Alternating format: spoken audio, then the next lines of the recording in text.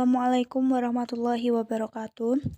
Perkenalkan, nama saya Riris Damayanti dari kelas 10 Agritan D. Di sini saya ingin menjelaskan tentang materi sistem tanam paksa di Indonesia. Sistem tanam paksa adalah sistem yang mengharuskan rakyat melaksanakan proyek penanaman tanaman ekspor di bawah paksaan pemerintah kolonial sejak tahun 1830. Tokoh-tokoh penentang sistem tanam paksa. 1. Edward Louis Dekker 1820 sampai 1887. 2.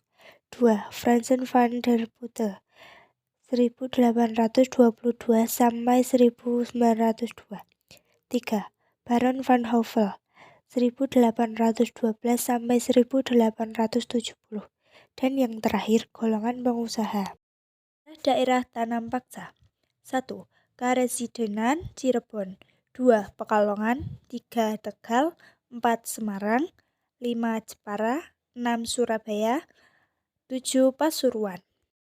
Latar belakang tanam paksa. Tahun 1825 sampai 1830, Belanda telah berhasil menumpas pemberontak yang terjadi di Jawa dalam Perang Diponegoro. Raja William I mengutus Johannes van den Bos untuk mencari cara menghasilkan uang. Lahirnya kultur stelsel, para petani sangat menderita kala itu karena alih-alih mereka berfokus menanam padi untuk makan sendiri. Mereka harus menanam tanaman ekspor yang harus diserahkan pemerintah kolonial. Perang Belgia 1830 sampai 1831. Riwayat tanam paksa.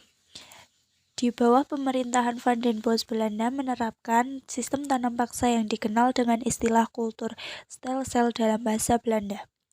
Di dalam sistem ini, penduduk desa diminta untuk menanam hasil perkebunan yang menjadi permintaan pasaran dunia pada saat itu untuk diekspor. Aturan-aturan tanam paksa adalah: 1. Penduduk menyediakan sebagian dari tanahnya untuk pelaksanaan tanam paksa. 2. Tanah pertanian yang disediakan penduduk untuk pelaksanaan tanam paksa tidak boleh melebihi 1/5 dari tanah pertanian. 3. Waktu dan pengerjaan yang diperlukan untuk menanam tanaman tanam paksa tidak boleh melebihi pekerjaan yang diperlukan. 4. Tanah yang disediakan untuk tanaman tanam paksa dibebaskan dari pembayaran pajak tanah. 5. Hasil tanaman yang terkait dengan pelaksanaan tanam paksa wajib diserahkan kepada pemerintah Hindia Belanda. 6. Kegagalan panen yang bukan disebabkan oleh kesalahan rakyat petani menjadi tanggungan pemerintah. 7. Penduduk desa yang bekerja berada di bawah pengawasan langsung para penguasa pribumi, sedang pegawai-pegawai Eropa. 8. Penduduk yang bukan petani bekerja di perkebunan atau pabrik-pabrik milik pemerintah selama 65 hari. Bentuk-bentuk penyimpangannya. 1. Menurut ketentuan tanah pertanian untuk kepentingan tanam paksa tidak melebihi 1/5 dari tanah yang dimiliki petani.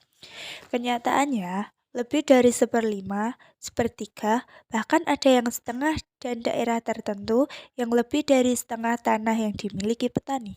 2. Menurut ketentuan waktu yang diperlukan untuk menanam, tanaman untuk tanam paksa tidak boleh melebihi waktu untuk menanam padi.